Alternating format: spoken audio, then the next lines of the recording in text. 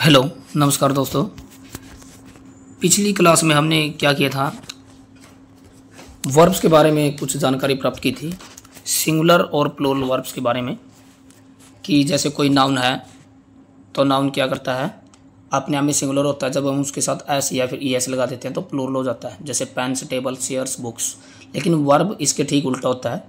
क्या पढ़ा था हमने, noun is inversely proportional to verb, यानी नाउन वर्ब का उल्टा होता है। अगर नाउन के साथ एस लगाएं तो वो प्लूरल बन जाएगा, और जब वर्ब के साथ एस लगाएं तो एस फॉर सिंगुलर बन जाएगा, एस फॉर सिंगुलर। जैसे डज एस लगा हुआ तो सिंगुलर है, डू प्लूरल है, किल्स सिंगुलर और किल्स प्लूरल। उसके बाद हम करते हैं बेस ऑफ टेंस, यानी टेंस अभी इसके बाद शुरू होने ही वाले हैं। इसके बाद में हम बेस क्लियर होने के बाद टेंस शुरू करते हैं, बिल्कुल ही आसान तरीके से। अगर अभी तक आपका बेस क्लियर नहीं है तो पिछली वीडियोस देख सकते हैं, अदरवाइज ये टेंस का जो बेस है ये भी समझ में नहीं आएगा। जितनी भी आज तक की क्लासेज है, अगर वो समझ नहीं आई तो दोबारा देखना पड़ेगा, नहीं तो टेंस ही समझ में नहीं आएंगे। और अगर टेंस समझ में नहीं आए तो ग्रामर का कोई भी टॉपिक समझ नहीं पाएंगे। और अगर समझ में आ गया, हर एक टॉपिक बिल्कुल हिंदी की तरह आसान लगेगा, क्योंकि आज तक जितना बेस करवाओ सिर्फ टेंस का बेस नहीं है, वो पूरी ग्रामर का ही बेस है। एसएससी, सीजीएल, यूपीएससी तक की इंग्लिश का एक ही बेस है यही। चलो आगे हम चलते हैं, बेस ऑफ टेंस। अब देखो, टेंस जब हम पढ़ते हैं, टेंस जैसे हम पढ़ते हैं प्रेजेंट, पास्ट, फ्यूचर, वैसे दो ही टेंस होते हैं, प्रेजेंट और पास्ट। फ्यूचर इसके बारे में कुछ अलग सी धारणाएं हैं मॉडर्न थिंकर्स के अनुसार, जो नए ग्रामेरियन हैं, तो उसको हम बाद में पढ़ेंगे जब टेंस टॉपिक शुरू हो जाएगा। अब देखो, जैसे हम पढ़ते हैं प्रेजेंट, पास्ट और फ्यूचर के बारे में, उनके आगे भी कुछ पार्ट होते हैं। जैसे प्रेजेंट का है इंडेफिनिट, कंटिन्यूअस, परफेक्ट और परफेक्ट कंटिन्यूअस। सभी का है, प्रेजेंट का भी है, पास्ट का भी है और फ्यूचर का भी है। यानी पास्ट का भी इंडेफिनिट है, पास्ट का कंटिन्यूअस भी है, पास्ट का परफेक्ट भी है और पास्ट का परफेक्ट कंटिन्यूअस भी है। ऐसे ही फ्यूचर के हैं चारों, मतलब 4 से 12 टेंसेज के बारे हम पढ़ते हैं। अब उनसे पहले देखो, डायरेक्ट हम टेंस समझ नहीं पाएंगे जब तक हमें इंडेफिनिट, कंटिन्यूअस, परफेक्ट और परफेक्ट कंटिन्यूअस के बारे में जानकारी नहीं होगी। अब ध्यान से देखना इसको, इंडेफिनिट वर्ब। अब ये देखो, जो इंडेफिनिट वर्ब होती है उसका दूसरा नाम है singular plural verb. Indefinite verb, singular plural verb.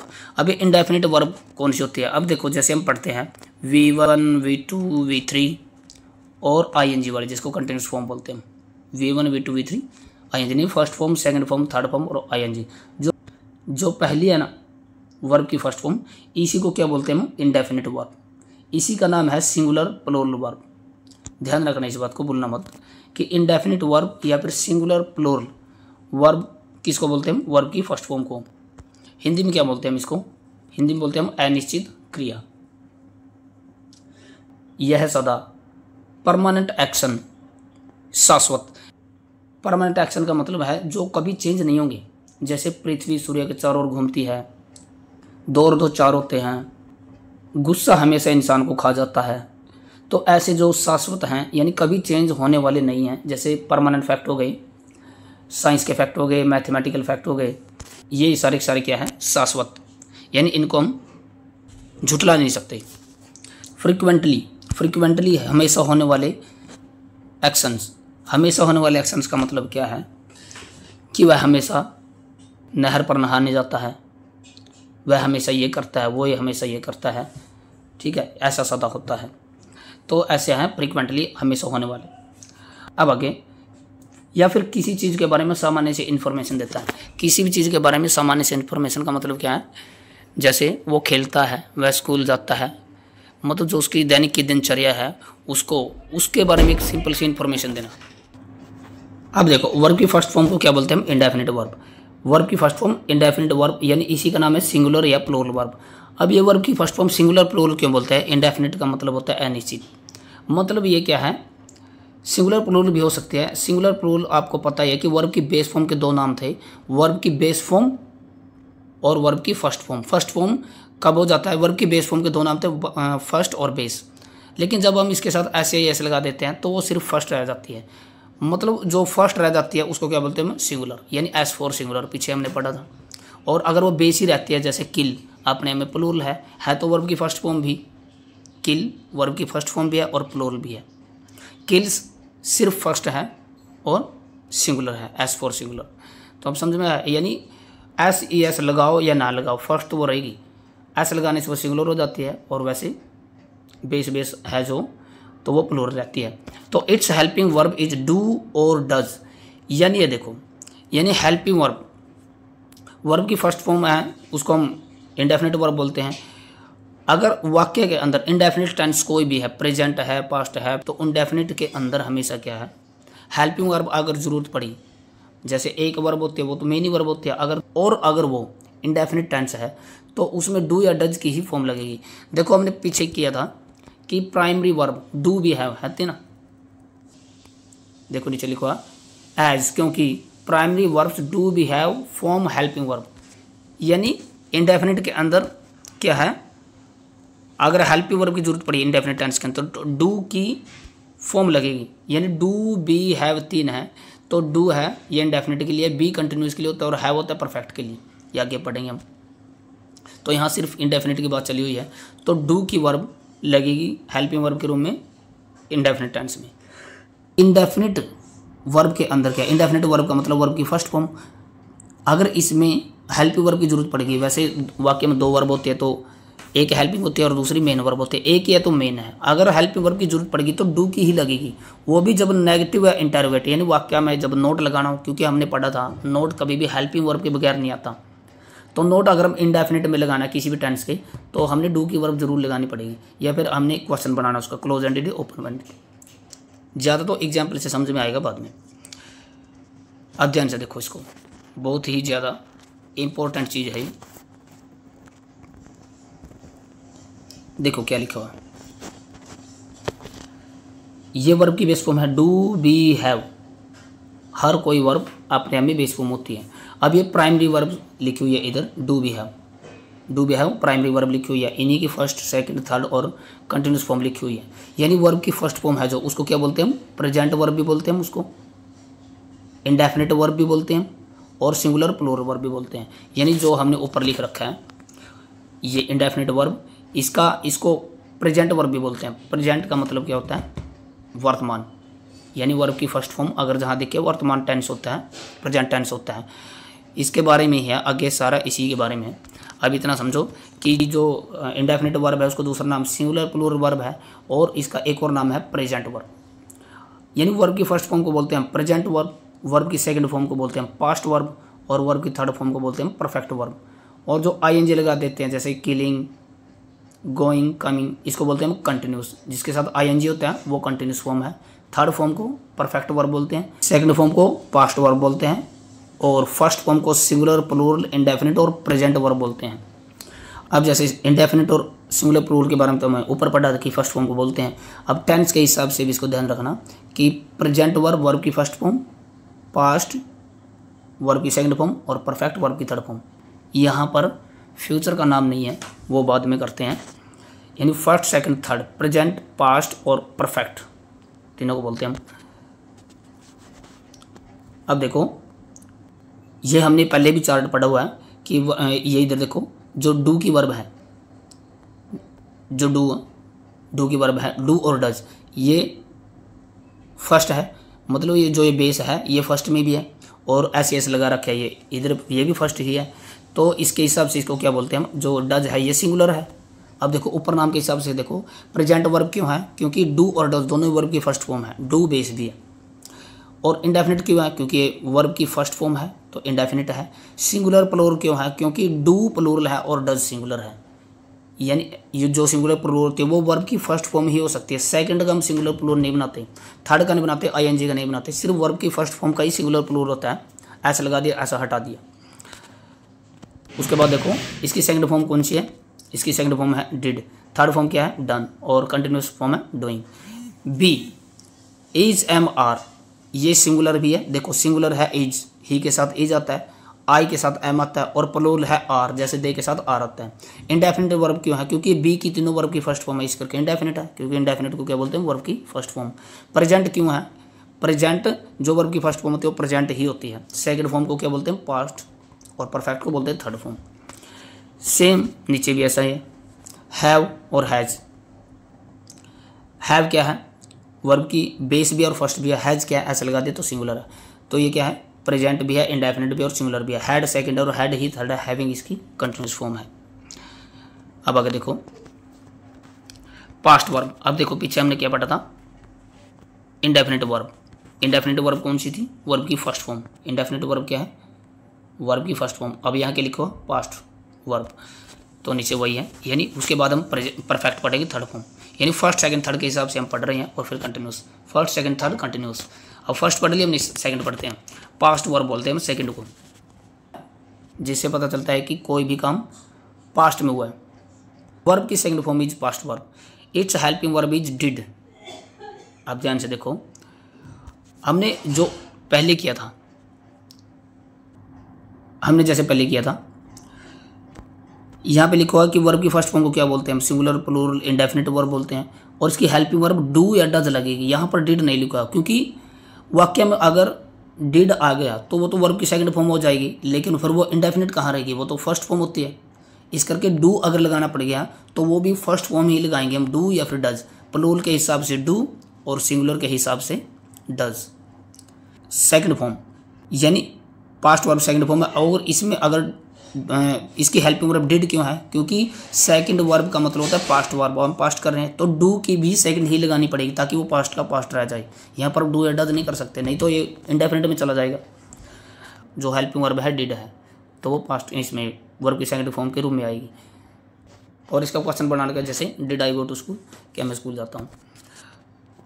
आगे देखो, परफेक्ट वर्ब वर्ब की थर्ड फॉर्म को बोलते हैं। परफेक्ट वर्ब दूसरा नाम है इसका कंप्लीट वर्ब, यानी कंप्लीट करने का मतलब क्या है? कोई भी काम पूरा हो जाना।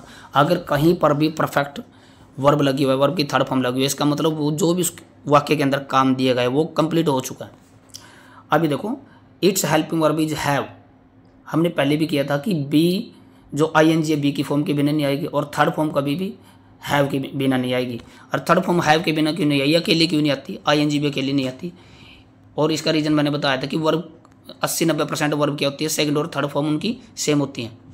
अब देखने से कैसे पता लगे सेकंड या थर्ड है? तो थर्ड के साथ हैव चूज कर लिया गया कि अगर उसके साथ हैव की कोई भी फॉर्म लगी हो, हैज, हैव, हैड, तो वो थर्ड मानते हैं हम, अदरवाइज इसको सेकंड ही मानेंगे हम। अब यहाँ पर क्या लिखा हुआ है? यहाँ पर लिखा हुआ है कि कंपल्सरी, यानी हैव की फॉर्म बिल्कुल ज़रूरी है।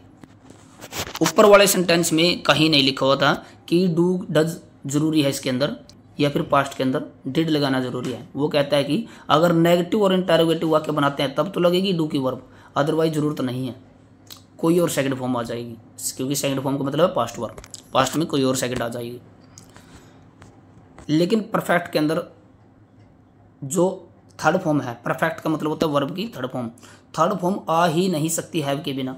डू, पास्ट वर्ब और इंडेफिनिट वर्ब तो आ जाएगी डू या डज के बिना या डिड के बिना, लेकिन नेगेटिव इंटरोगेटिव में लगाना पड़ेगा। यहाँ पर नेगेटिव बनाओ या पॉजिटिव बनाओ, इंटरोगेटिव कुछ भी बनाओ, हैव की फॉर्म तो आनी ही आनी है, कंपलसरी है, तो यानी थर्ड फॉर्म इसके बिना आ ही नहीं सकती।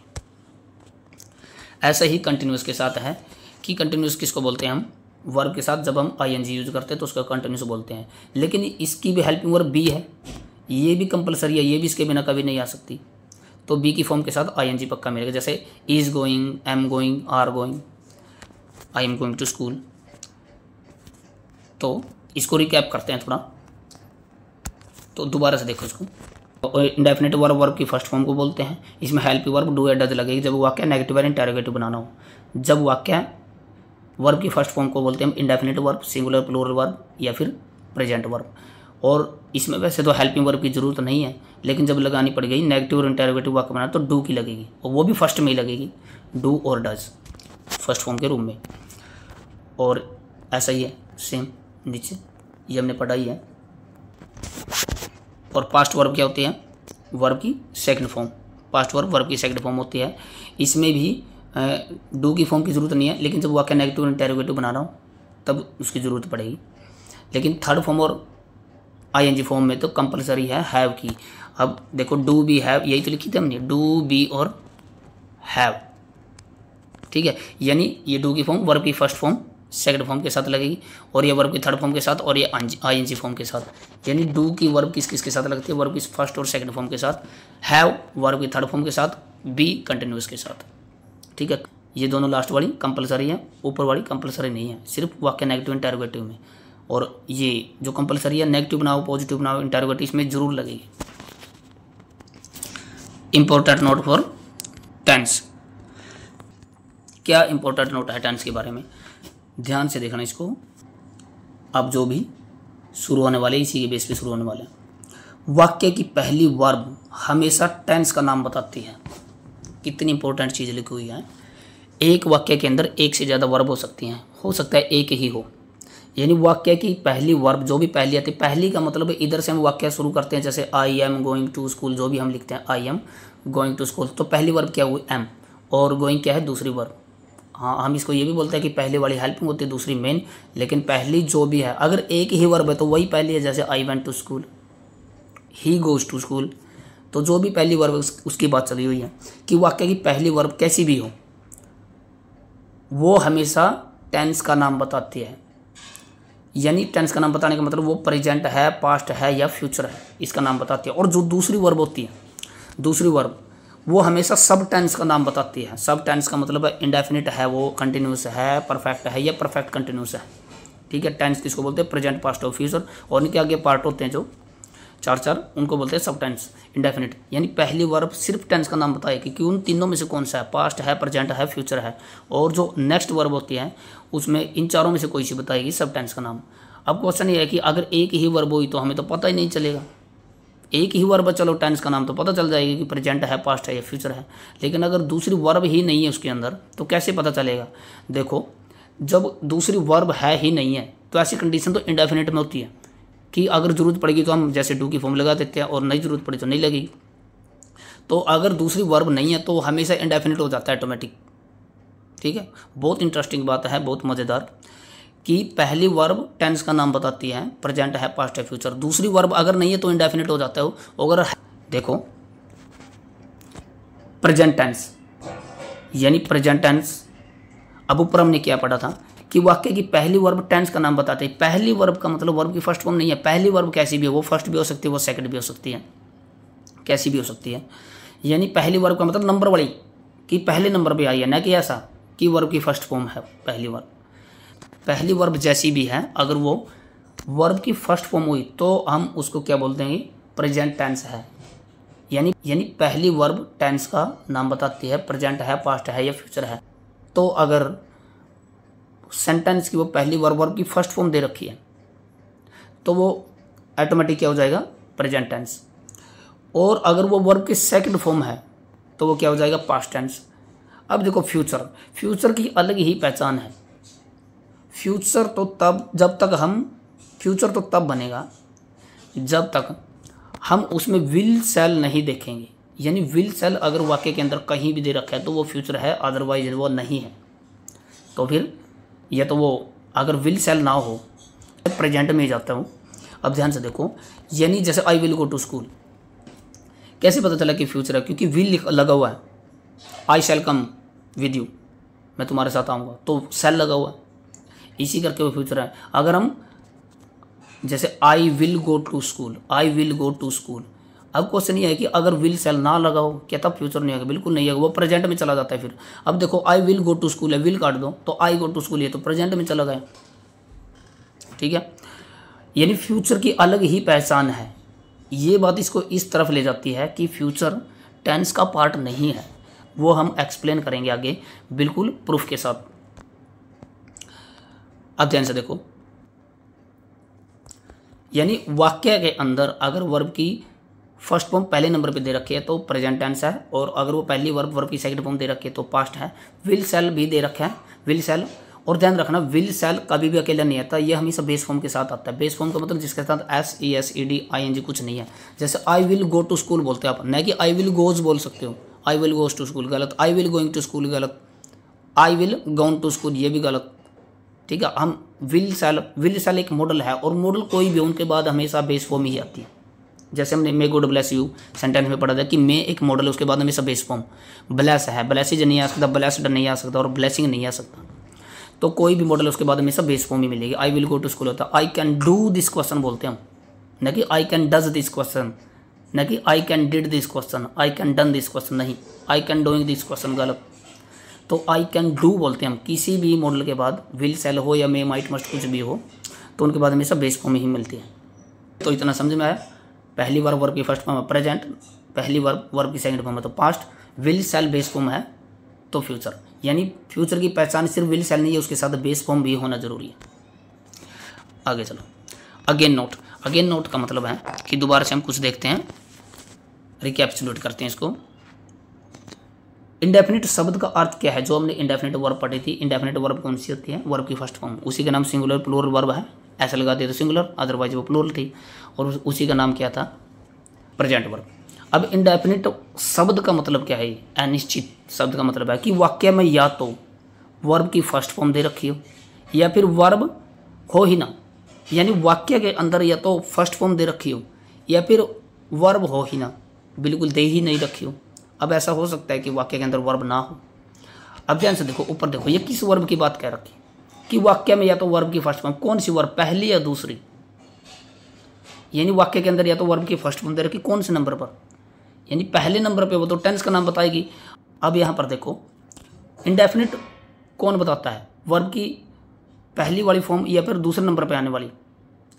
अब हमने ऊपर पढ़ा ही तो है, पहली वर्ब हमेशा टेंस का नाम बताएगी, और दूसरे नंबर पे जो वर्ब आती है वो इंडेफिनिट, ये लिखा हुआ indefinite continuous, perfect, perfect continuous के बारे में बताएगी। अब यहाँ इंडेफिनिट की बात चली हुई है, तो इस दूसरे नंबर वाली वर्ब की ही बात आई। या तो दूसरे नंबर पर वर्ब दे ही नहीं रखी हो या फिर वर्ब की फर्स्ट फॉर्म दे रखी हो, दूसरे नंबर पहली कोई भी हो, फर्स्ट हो सेकंड हो, ये दूसरी वर्ब की बात है। पहली वर्ब तो टेंस का नाम बताई, हम तो सब टेंस की बात कर रहे हैं।